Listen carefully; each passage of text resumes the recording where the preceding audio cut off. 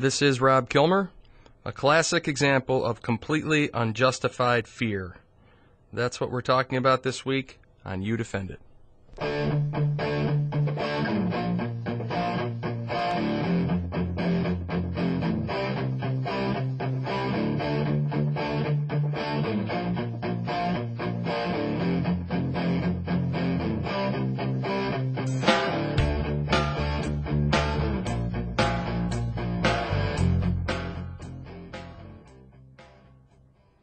Welcome to You Defend It. The phone number to call into the show is 607-772-1290. As always, callers to the show will need to take a position, be able to defend it with an argument that is factual, not emotional. And if you can't make your point without insulting someone, you can't make your point on this show. Callers and guests on the show will be treated with complete respect. For my part, I will ask questions that matter and give people the opportunity to answer. My website is www.youdefendit.com. That's YOU, defendit.com. You can give me your comments on the show anytime. By Friday of each week, I will have the topic up for the next show. You can also visit my blog through the site. You can read my posts and leave your own. You can always listen to my show live on streaming audio on www.wnbf.com. And my show is then uploaded to youdefendit.com later on Saturdays. So you can listen to it there if you missed it live. Finally, there is a debate suggestions section. It is at the top of the home page. Leave me your thoughts on topics, debaters, and questions. Okay, this week we will be talking about an example of completely unjustified fear. We will also be talking about my trip to Los Angeles this past week and which was in furtherance of the You Defend It debate series. And finally, at the end of the show, I will be making an announcement. Okay, this is from the Los Angeles Times, this article. It was August 30th, and the headline was, "Fear of gun limits fuels a burst of demand for bullets." And this is the article. "There's a bull market for bullets. Stacks of ammo, once piled high at gun shops across America, have dwindled. Prices paid by consumers for much sought-after Winchester .380 caliber handgun bullets have doubled. At weekend gun shows, trailers loaded with boxes of ammunition are drained within hours. Budget-pressed police departments, which can't be caught short, have increased their orders just to be safe. And the U.S. military, fighting two wars, has seen its need for bullets quadruple in recent years. Bullets are in demand as the nation's appetite for firearms has soared. U.S. gun sales are up since the 2008 presidential election, during which the National Rifle Association poured millions of dollars into advertisements suggesting that Democrat Barack Obama would move to restrict gun sales if elected. Sacramento businessman Strati Varakis has been looking to get ammo for his semi-automatic Glock handgun for months, but prices have been too high, he said. Everything's in short supply, and everything that's in is so expensive. Like others, Varakis says he fears that ammo sales may soon be restricted with Obama in the White House. "The entire administration has a terrible record when it comes to gun rights," he said. "They're always trying to restrict guns in some way, especially here in California. Both guns and ammo are in demand, but it is the bullets that are in short supply, and bullet factories are running round the clock to meet demand. Nobody has ever seen this kind of demand before," said Lawrence Keene, Senior Vice President and General Counsel of the National Shooting Sports Foundation, Inc., which represents the largest ammo suppliers in the country. "Right now, the plants are operating full bore to get the product on the shelf." The foundation estimates that there will be about 2 billion more American-made bullets produced this year over 2008's 7.5 billion. But customers wouldn't know it by the empty spaces on gun store shelves. At the Los Angeles Gun Club downtown, a shooting range and ammo store, customers are limited to buying 4 boxes of ammo per visit.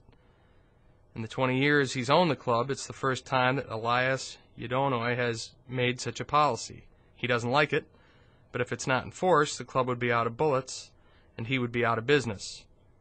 "We can't stock enough bullets," he said. "As soon as we put them out, they're gone." He bought a .45 caliber handgun shortly after the 2008 election, saying he was concerned with Democrats controlling Congress and the White House, gun control may be ahead. I got caught up in the rush, he said. I saw how many people were buying up guns and ammunition and got worried. The threat of not being able to get one was enough for me. From January through July, gun sales increased 22% over the same period last year.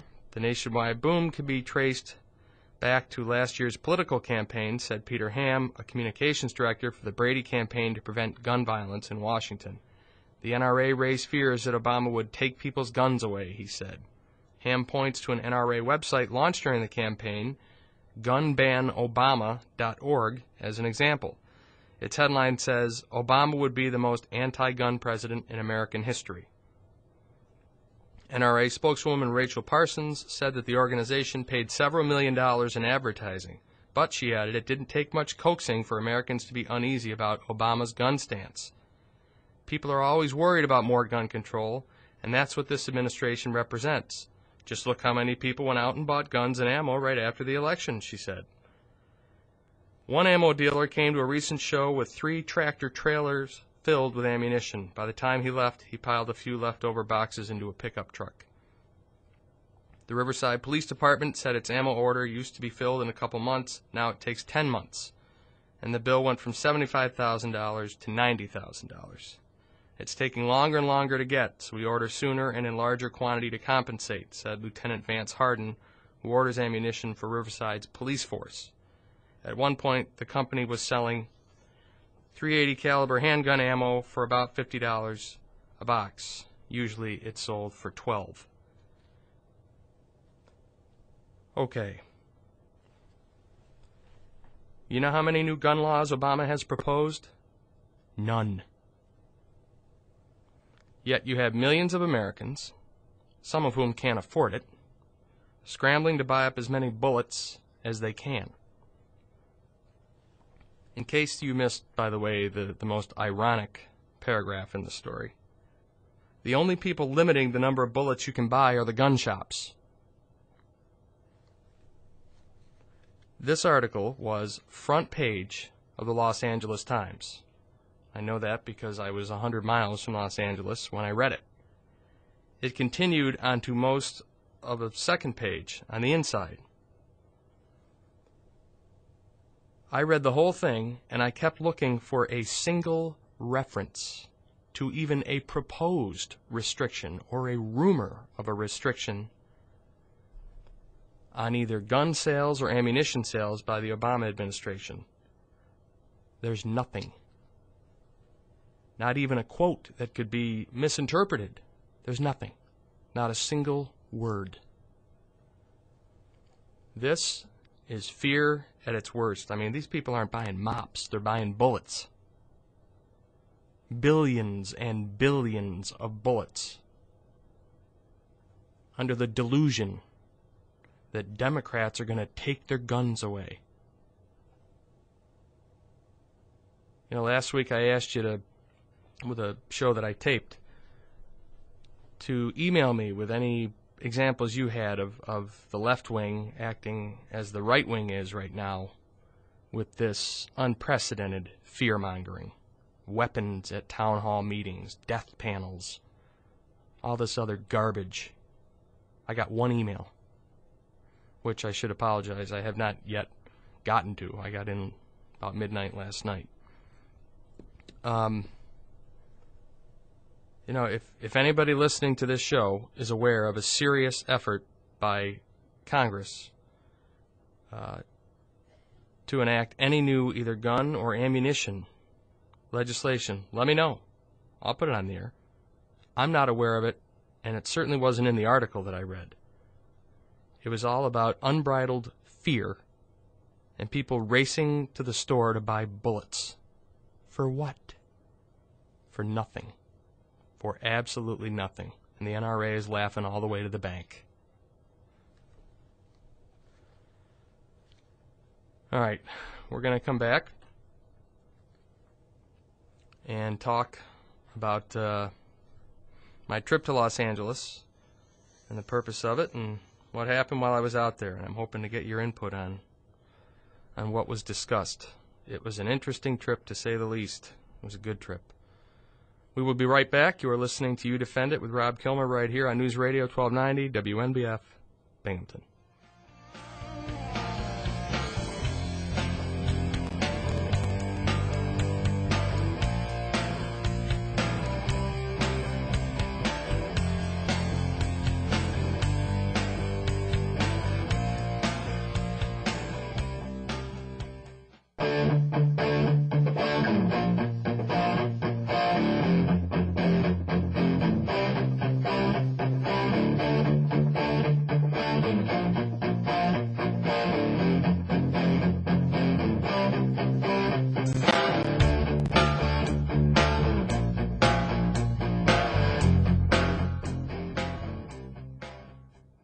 Welcome back to You Defend It with Rob Kilmer.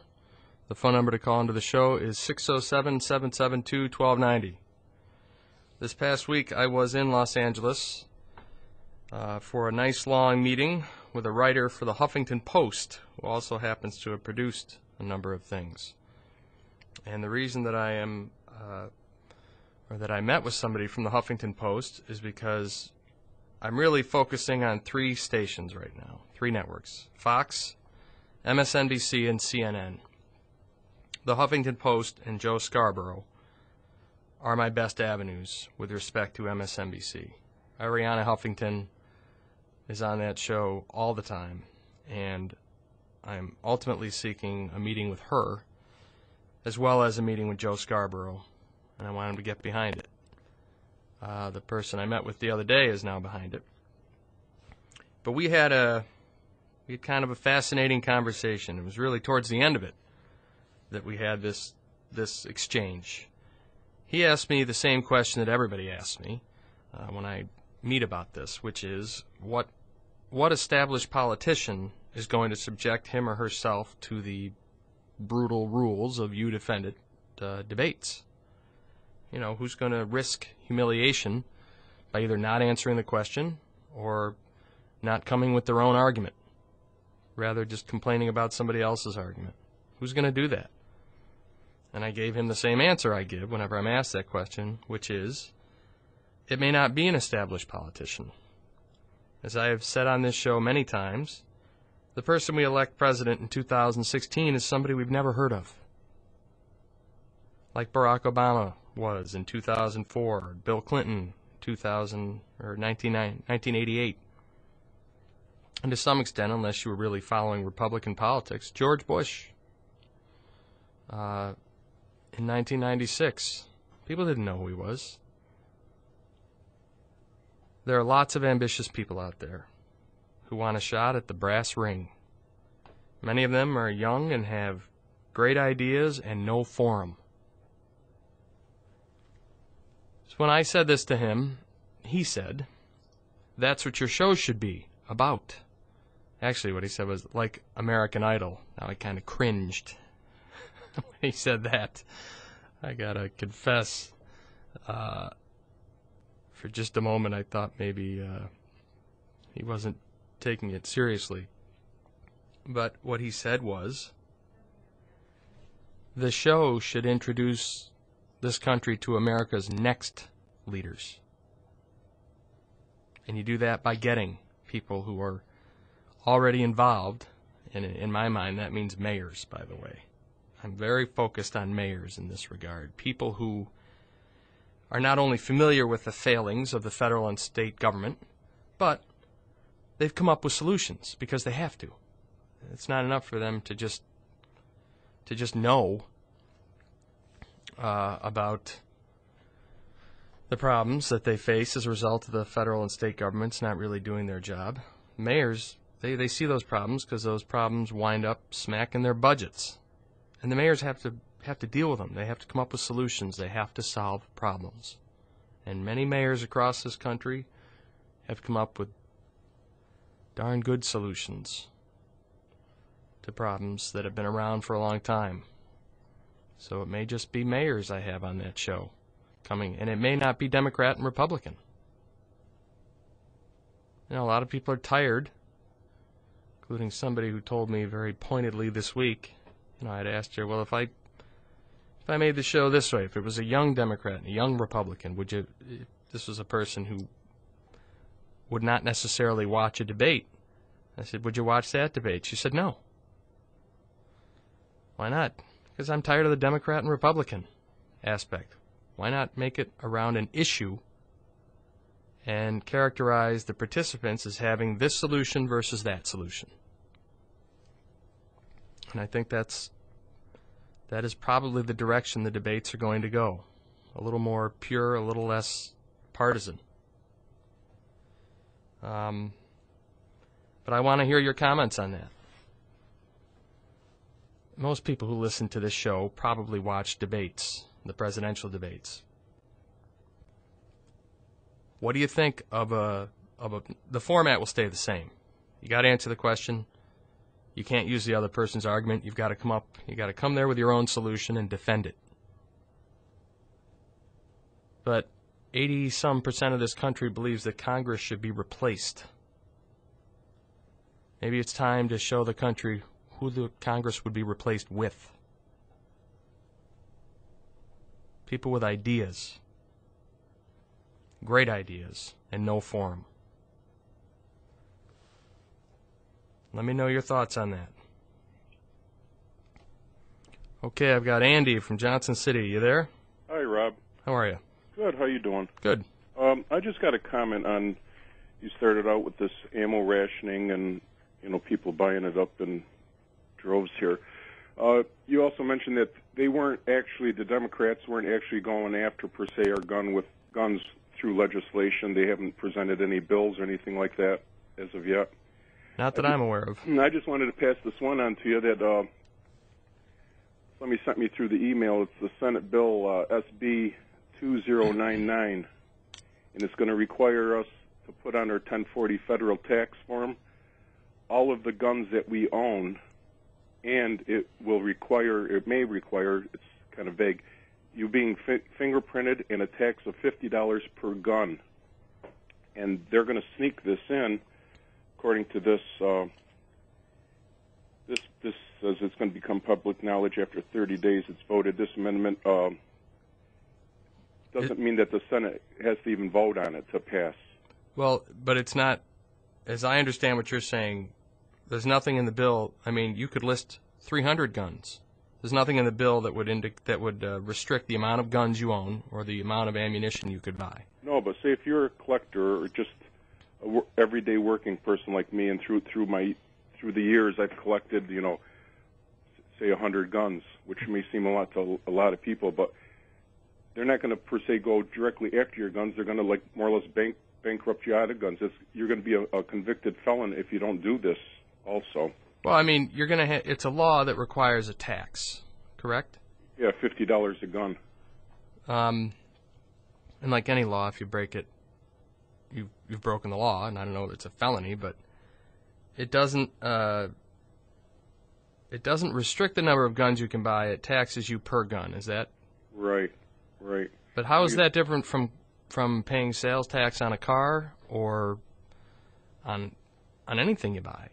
Well, I thought it was more or less against the law to keep any type of knowledge like this, being fingerprinted, a federal list of everything you own and everything. Well, let me ask you that. Do you think people who own guns should have to be licensed? Or, I mean, I have a pistol permit, and I certainly had to give my fingerprints, and I certainly had to go through an FBI check, a background check.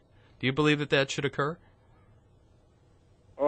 I believe anybody, unless you're a convicted felon, should have the right to own a firearm. But if you're a convicted felon, who's going to know unless they do a background check involving your fingerprints? Right. I'm all for that. Okay, well, thanks very much for the call. I just wanted to pass that on to you. Thanks very much. Thank you. And I wrote it down, and I will find out what that bill actually says. Okay, thanks. I got SB 2099? Yes, sir. Okay, thanks very much. Thank you. Okay. We're going to take a break here in a minute or so, but yeah, I'm not aware of any serious effort to restrict ownership or purchase of ammunition for guns. In fact, I don't think you need to own a gun to buy ammunition. I could be wrong on that. And we got about a $300 zillion deficit. I'm sure there's going to be all kinds of offensive ways the government is going to come up with to raise revenue, including taxes on everything. But I don't see that, from what I've heard so far, as any effort to restrict gun ownership. Identifying who owns guns is something we already do. It's already a crime not to register a gun.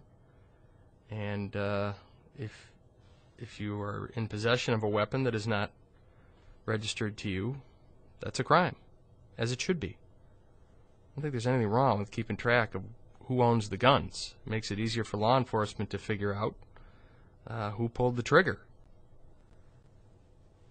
You know, they say that guns are outlawed, only outlaws will have guns. I think gun owners want the outlaws taken to task because it makes it harder for law-abiding gun owners to assert their rights.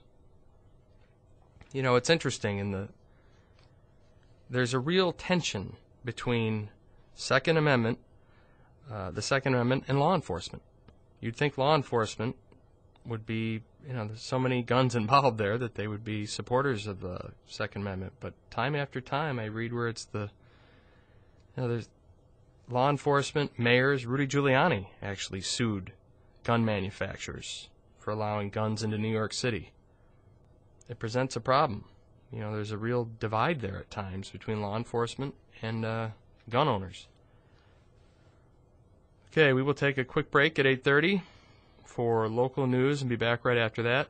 You are listening to You Defend It with Rob Kilmer right here on News Radio 1290 WNBF Binghamton.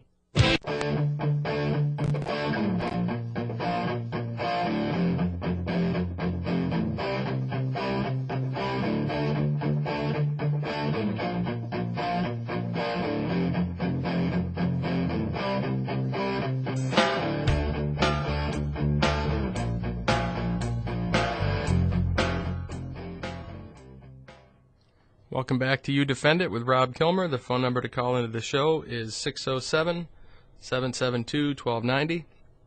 We left off talking about my trip to Los Angeles, and also actually the last caller, and a proposal to tax you per gun.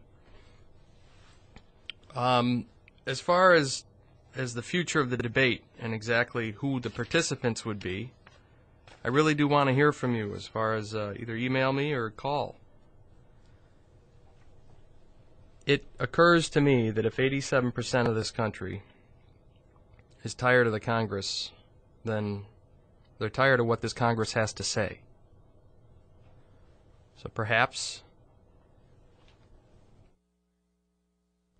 there is some merit to finding another, taking ideas from another pool of people.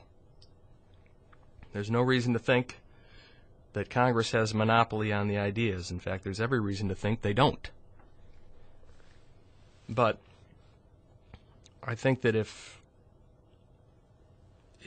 we look around to the people who are actually solving problems on a daily basis, because if they don't, they'll lose their job, we're going to find people who have come up with creative ways of doing it.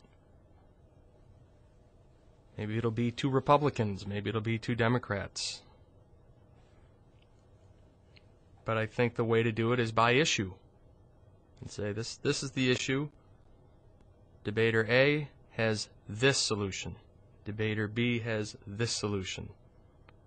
They're going to present the merits of their respective alternatives. You decide what you think is best.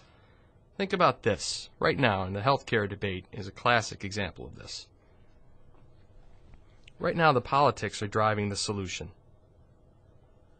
Everybody is looking at polls and these ads that go out there. And as Obama's numbers fall, he has less and less leverage. Now, I know he's going to give a speech before a joint session of Congress, and maybe that'll pick his numbers up. I don't know. But right now, the politics and the perceived strengths and weaknesses of the different parties involved, that's what's driving the solutions. If Obama looks weak, then the public option goes out. Prescription drug price negotiation goes out. Imagine this. What if you had the You Defend It debate series And from the debate series, the solutions emerged. And the country would be able to get behind solutions they'd heard from somewhere other than Congress. Then you would have the solutions driving the politics, not the politics driving the solutions. Then you would have solutions identified elsewhere, and public support for them would drive Congress to enact them. I mean, it's so unprecedented, it borders on naive, but imagine that. Imagine if the solutions drove the politics rather than the politics driving the solutions.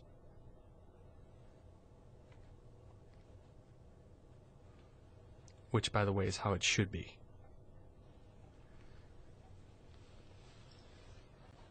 Most members of Congress are not experts on anything.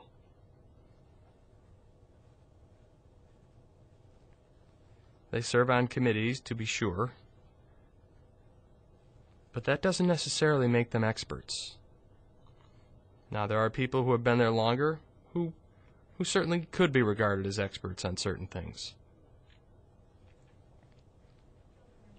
But we are excluding, by limiting the solutions to 535 people, we are excluding 300 plus million.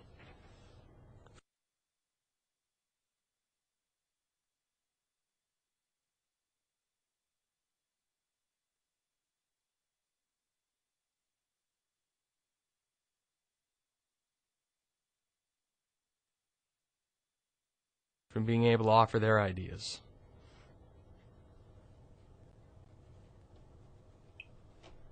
And one such person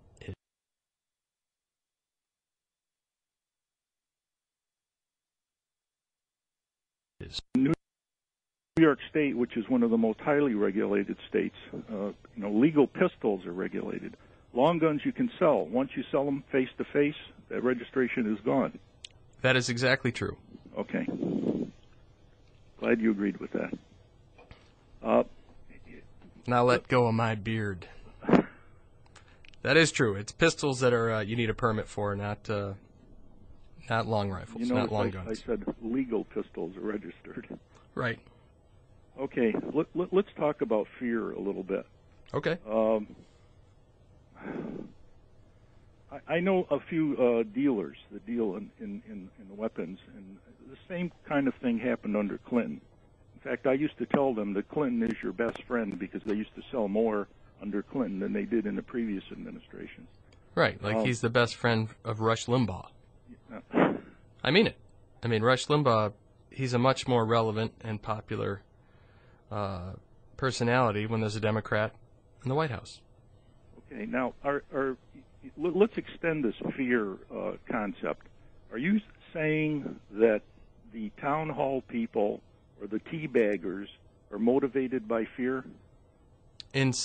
Yeah, I am saying that. Okay. And with the amount of disinformation that they are out there peddling, and the fear of things like socialized medicine, which we already have, these death panels and all this other nonsense. Yeah, I would say to some extent they are motivated by fear. And I don't mean to imply that there are not legitimate issues to be discussed and debated in the context of the health care reform debate, but the yelling and the screaming about, the Constitution and these death panels and all this other nonsense, that is pure fear.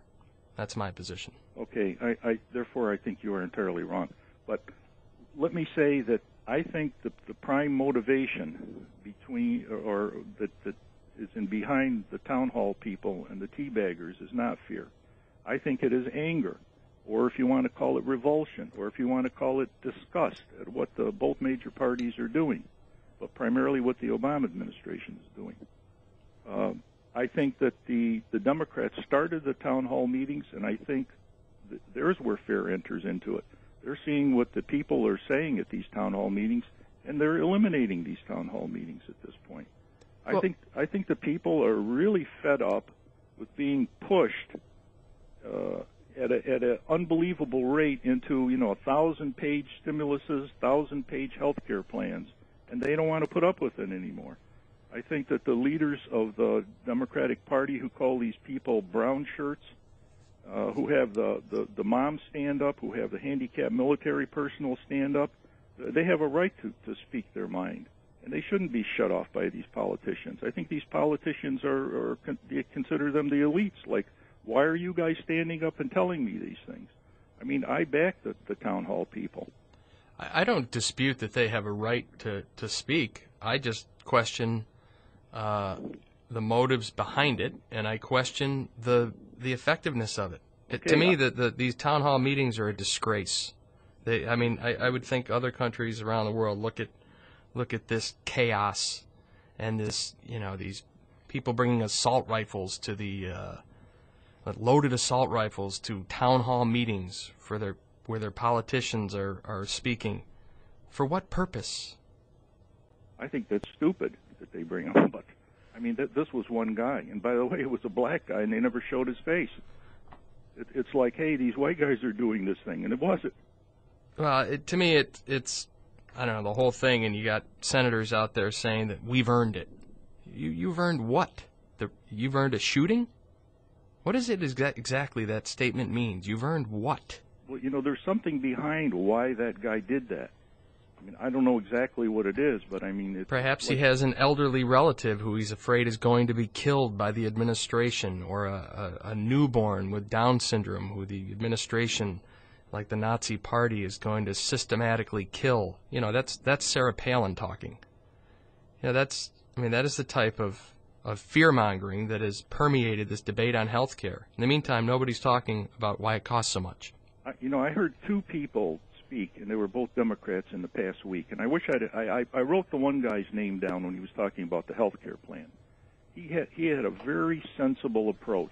And like I say, I could look that up. Maybe next week I'll give it to you. I like Pat Goodell. I don't know if you know who he is. He's a kind of a Democrat strategist. I'm not sure who he is. He has a goatee. He's on Fox very often. Okay. But, he made a statement. He said there are Democrats and Republicans systematically plundering the wealth of America. And I think that's exactly what's happening. I agree with that. Look at the stimulus bill. Some people say there's 6,000. Some people say there's 8,000 pieces of pork in there. 7% of it has actually been spent as a stimulus.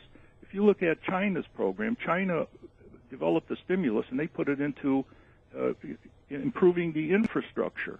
Right. I mean, that should have been done here immediately, and none of that's been done, as far as I can see. And they also put it into alternative fuels, and China has surged ahead of us in manufacturing renewable energy, solar panels, and that's, Obama talked about that, and I'd like to see Obama support something that Obama supports.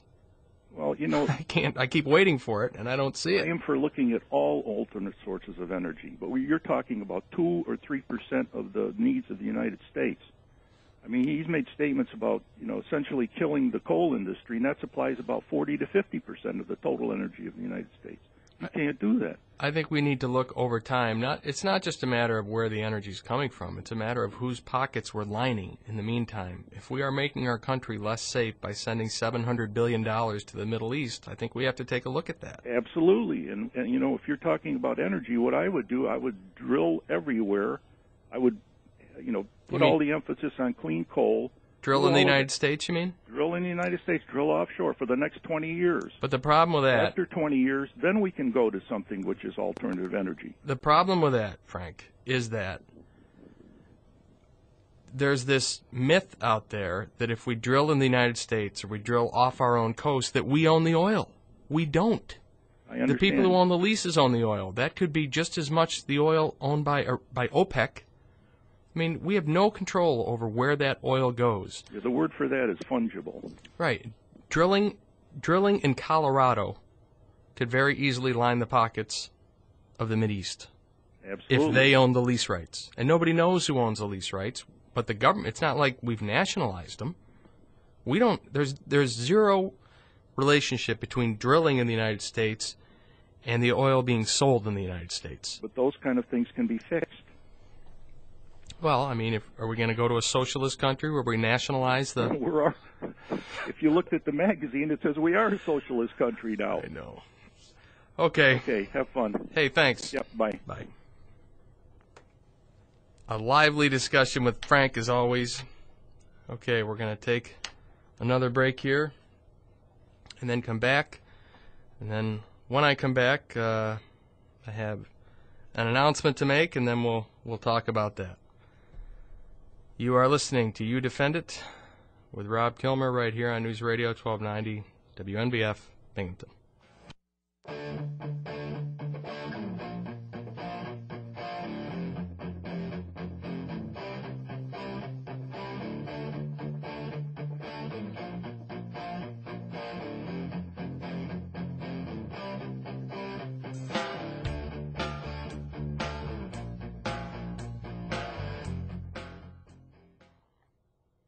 Welcome back to You Defend It with Rob Kilmer. That'll probably be it for calls for the rest of the show. Okay. My announcement is this. The September 26th, 2009 You Defend It show will be my last. And the reason is that I have said that the time to do things is now.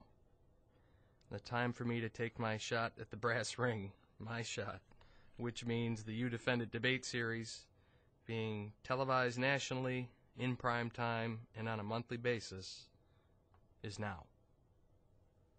I can't do both anymore with the other responsibilities I have in my life. I can't do the show and go everywhere and see everyone, go everywhere I need to go and see everyone I need to see to get my debates aired. I just don't have the time. And if I do them both, I will do neither well. I am proud of this show. I love this show. I started here 2 years ago. I now reach about 2,000 people every Saturday. And not once has there been any real controversy with this show. I have tried to the best of my ability to stay true to my show's premise, which is to try and restore the balance, to bring some facts back to the debate on every issue. Right now, it's healthcare reform. Right now, I'm really talking as much about fear in general as anything else.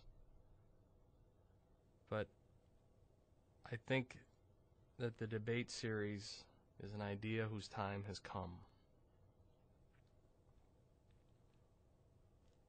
In my heart, I believe that I am right about it, and that it's what I'm supposed to be doing. And I'm fortunate to feel that way. I am fortunate that I have something that I truly believe in, that I believe is good for my country, and that I'm supposed to be doing. And I also believe, at least with respect to my face-to-face meetings with people, that I'm a good advocate for it. You know, my meeting the other day in Los Angeles, he wasn't wild about this when he met me. But now he knows that I believe in it. And he believes that it can go forward. And for me, the challenge is not just to make people believe that it could go forward, but that it should. And I think we're there as a country. As we talk about healthcare reform, and the only things you see on television are different clips of people with weapons and screaming and yelling. And healthcare reform is a mathematical issue when you get down to it. When you get to talking about socialized medicine, that issue's been resolved in favor of Medicare and Medicaid. We already have it. The issue is whether to expand it, and if so, how much. I should say that's among the issues.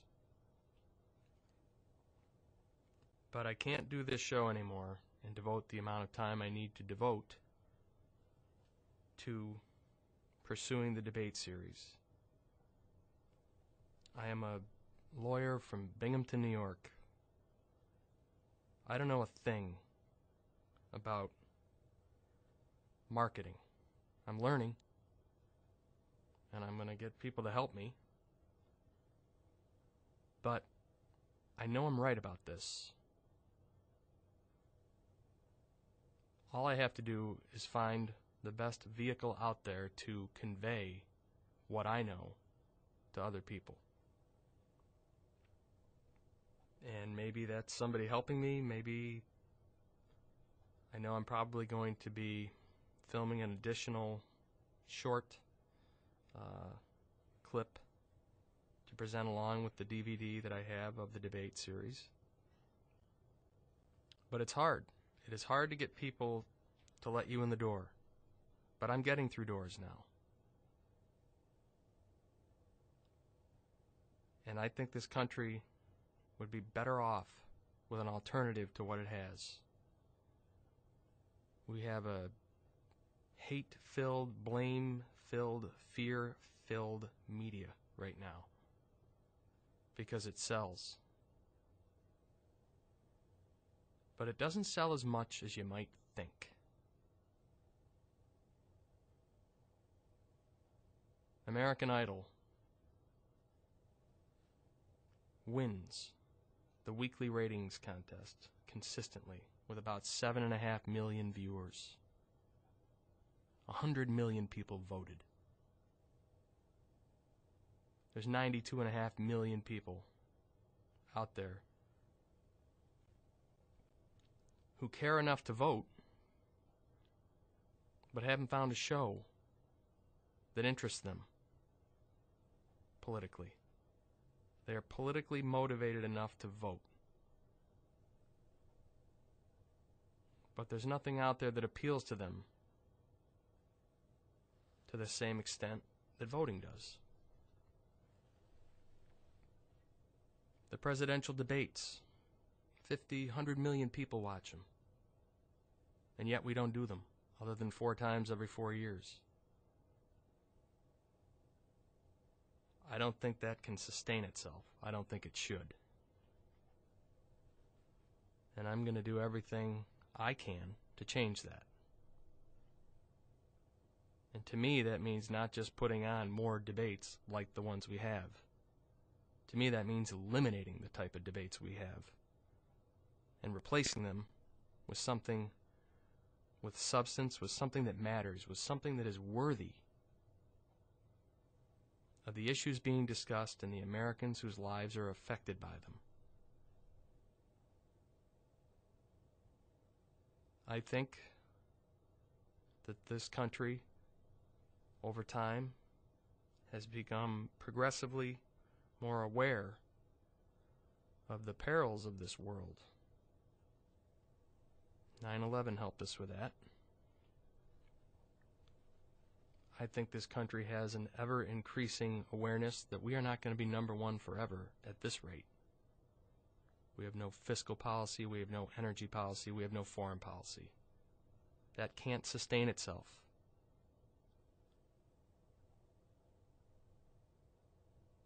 We have blame and fear, and that's about it. We have serious issues in this country, and there are serious people out there who have thought these issues through. And not just that, they have implemented solutions. They may be mayors, then that's who I will get. But I will not stop until I have this on the air and America is presented, if no other place on television, than my show.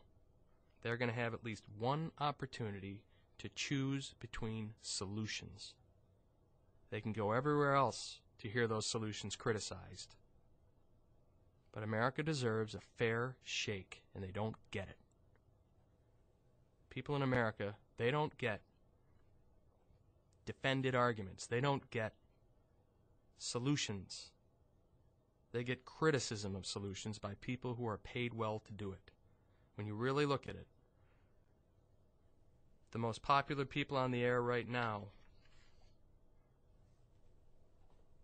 would dry up and blow away if there was consensus. They're not in the consensus business. They are in the division business. That's where the money is. Fair enough. They can keep their $7.5 million. I'll take the other $92.5. Because they're out there. We know they're out there. They voted.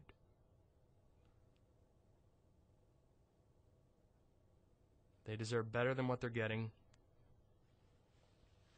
And I'm willing to invest as much time as it takes to bring it to them, to provide it. But it's hard. It is extremely hard. And it's going to take somebody out there at MSNBC, at Fox, at CNN, perhaps at Bloomberg, by the way. Another ripe target. It's going to take somebody out there with as much vision as we need. Somebody who cares enough to depart from the traditional format because the need is so obvious. And I'm going to keep searching till I find that person or that network. I just can't do both anymore. I just don't have the time.